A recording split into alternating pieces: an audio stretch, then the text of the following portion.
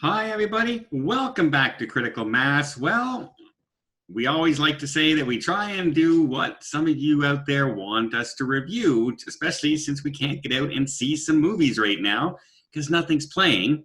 So somebody asked us and said, you know what? You should look at The Manchurian Candidate starring Denzel Washington. And so that's exactly what we did. And I'll tell you the truth. I don't remember this movie, and I do remember seeing it a long time ago. So it was a complete refresher to me, and we'll tell you what we think about it right after this.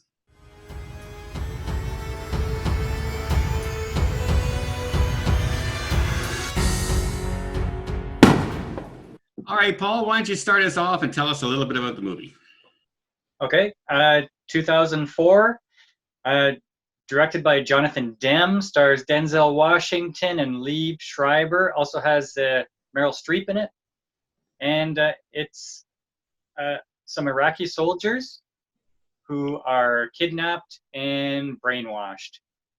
And that's basically what IMDb says about this. Yeah. Now, at the beginning, we don't know they're brainwashed, right? They go off and they get caught up in this trap set up during the war zone. And it looks like Lee Schreiber's character saves the day and takes control of the main machine gun and destroys the enemy and saves his whole platoon except for a couple guys. And then we fast forward to the future, and he's running for vice president, and he was nominated for the Medal of Honor from Denzel Washington's character. Right? So it looks like it's a basic war movie story. We're talking about a hero, we're talking about a politician, and then Denzel starts having kind of dreams. And we don't really know what we're seeing, but we have a feeling at that point something's screwy and it's not what we think in the movie. They kind of give it away the first time you see Denzel kind of in a haze, and you see Lee Schreiber's character going over to one of the other soldiers and putting him in a headlock and, you know, doing away with him at that point. So overall, I thought the movie kind of ran very long. It was good, well acted. I mean, Meryl Streep and Denzel, they did a great job in this movie. But I found there were parts in this movie that I would, okay. It just seemed to keep going on and on and on without a whole lot of action or a whole lot to keep me there. Because at one point I said, okay, I know what's going on. Let's get to the resolution already. Because it just kept on more and more of the what's going to go, what really happened kind of thing. Yet in my mind, I'm thinking, I already know what happened. Solve this now. And so it seemed to go on a long time for me. How did you guys feel? I thought it was a good movie. I really enjoyed it. I got into it when I was watching it. I would agree that it tended to go on and on. Like, once you know what is going on, I find they spend another half an hour trying to tell you what's going on. It's a very repetitive that way. At first, you think he's losing his mind, Denzel, because of the PTSD and that sort of thing, just like with the other people from his platoon.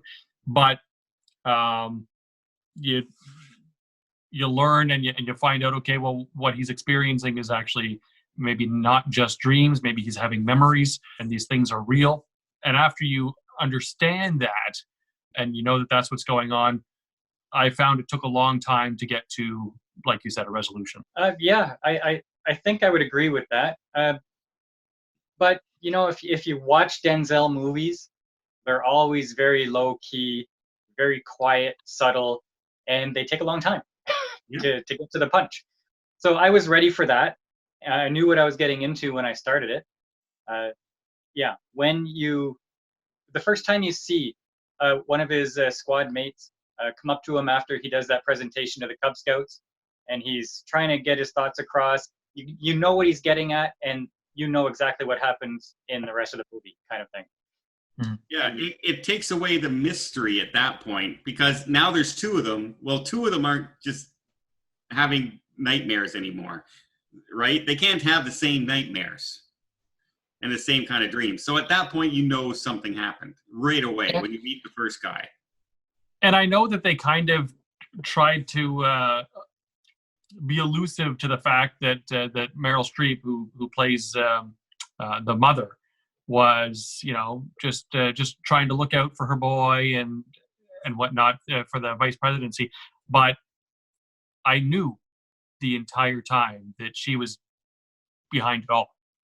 That's why they chose that particular soldier to be the savior. Why, I knew, I wasn't surprised at all to find out that she was the ringleader. No, she was way too dominant of a character in the government and in her actions and standing up to everybody to not have been involved. Right? Just the way she portrayed her character. I also had a problem with her character too, because at the end where she says, I allowed them to take you and change you for your own good, kind of thing. And then it was kind of creepy because it looked like she wanted to lean in and kiss him romantically. They did that. They alluded to that. And I thought that was really out of place in the movie. It's kind of like an Oedipus complex there. And Yeah, I didn't get that. I don't know why they did that. It was really weird to me. I think that during editing, that's probably something they should have just edited out. Mm-hmm. Yeah, even the way she was caressing him and putting her hand down his chest, and I'm thinking, yeah, moms wouldn't do that. Mm-hmm. So, I don't know. I'm also at that whole scene. Why are you telling him this? Why are you explaining to him that you made him do bad things? So that the audience can hear it.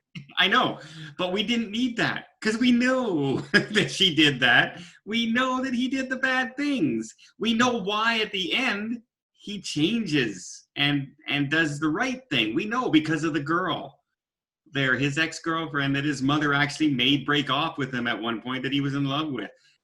He ends up killing her, and that vision of her in the water and her face stayed with him right to the end, and that's what made him change at the end. And it's just, we didn't need that whole scene of him preparing her for some reason. I didn't get that at all, or her preparing him. I mean, the scariest realization that I had from watching this movie was that this was a remake from a 1964 version, and so you've got to think that back in 1964 they were thinking of how to brainwash and get somebody into government. And if they've been thinking about it since then, think of the techniques and technology that they've developed over time that could actually make something like this possible. You're right. Yeah, this was a movie. Hey, Mark, he knows. Okay. Continue. This was a movie geared directly to people like me because I'm all conspiracy. Oh yeah. So like I watch a movie. You're conspiracy to a fault. Tom Hanks is okay. We'll see. I watch a movie like this and I say, you know what? This is all just fiction and everything, and it's just for a good time. And yeah, but they're doing crazy stuff. You don't know if this is possible or not. They're probably doing experiments right now on this stuff. I have a question. Yeah. The movie starts and you have the guys in an ambush. Yep. So the way I had the timeline originally when I'm watching the movie is that they're ambushed and then they're taken away to this secret facility to be brainwashed. Mm-hmm. But I guess that happened before, right?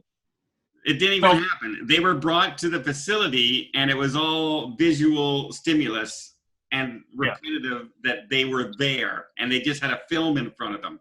And they were that battle never happened. It never really happened. It didn't happen at all. At all. Huh. Okay. They were brought right there, directly. Okay, I didn't get that. I thought they used the battle as a way to kidnap them and bring them to this place. But then I said, well, why was Liev Schreiber's character doing the bad things during the battle? I'm saying that's kind of out of timeline. Yeah, and if you remember when Denzel's trying to escape and he's trying to run out, and he looks over and he sees all the guys in the chairs and everything sitting there. They're watching helicopter fight, and there's a guy in a machine gun with a helicopter movie right there, which is the exact same thing that happened. So that's how they were brainwashing people over and over again. So Now, Denzel Washington's character, like when you watch Denzel Washington in any of his movies, he's the guy that's got it together. Yep. Like he's really super intelligent. He knows what's going on and what he's going to do. I really found that it was difficult to picture him as a guy with his brain scrambled, almost kind of like semi-insane. nervous And and not- jumpy. Sorry? Nervous and jumpy. Yeah. And Right. I'm thinking, oh, but he's still got it together because it's Denzel. But Yeah. then the way he's playing his character, you knew that he didn't have it all together, and it's kind of weird to make that disconnect. At no Well, they did give him some electroshock therapy. Yeah, at no point did he ever have it together in this movie. And it was really, it was hard. And yeah, in your mind, you're thinking, oh, he's up to something. He's to know. I mean, he finds the transmitter tracking device in his own shoulder and he cuts it out. And then a girl walks into the bathroom and and he drops it down the sink. And I mean, come on. Like convenience of dropping something down the sink. So Really. what did you think about that girl character, Eugenie, I think her name was, or Rosie?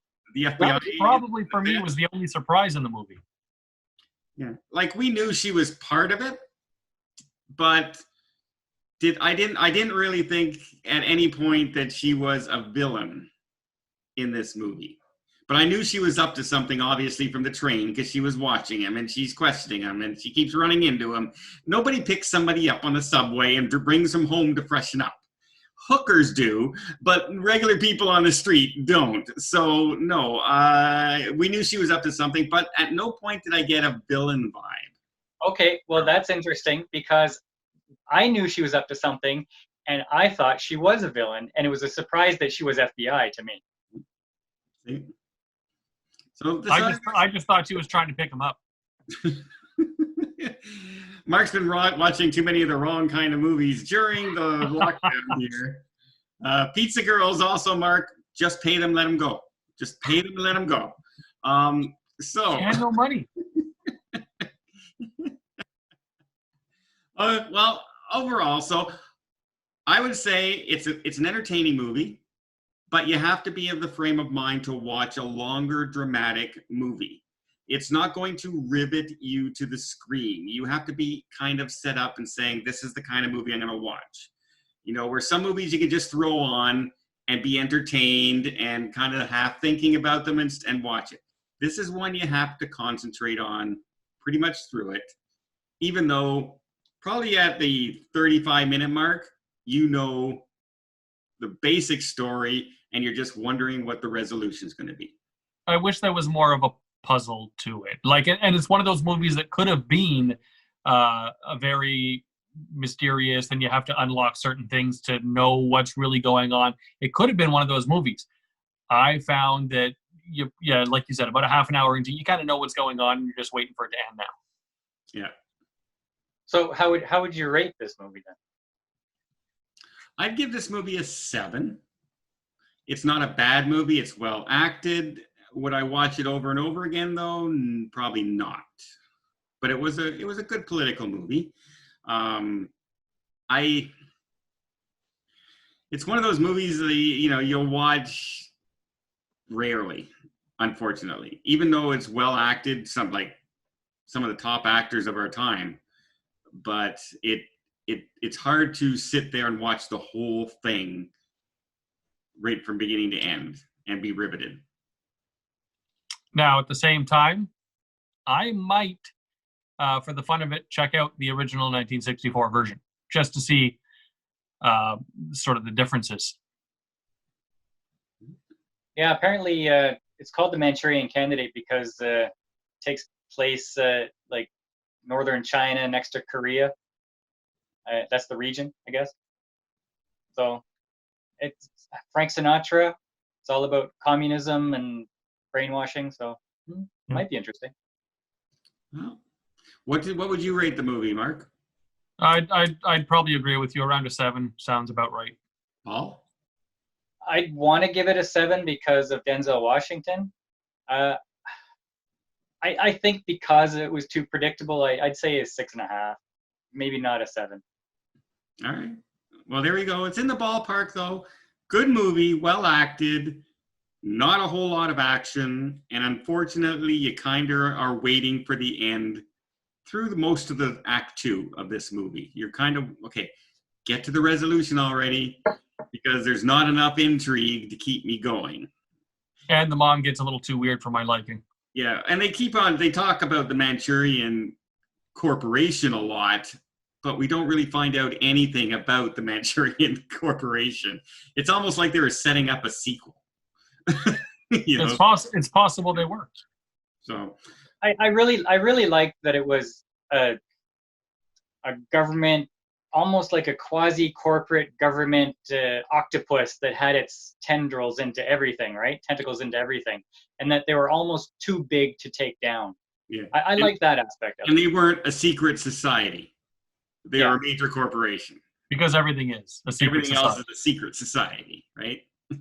Well, there you go. Manchurian Candidate, starring Denzel Washington, and yeah, check it out. It is not a bad movie. You won't be disappointed if you watch it. Just remember, it's not action-packed.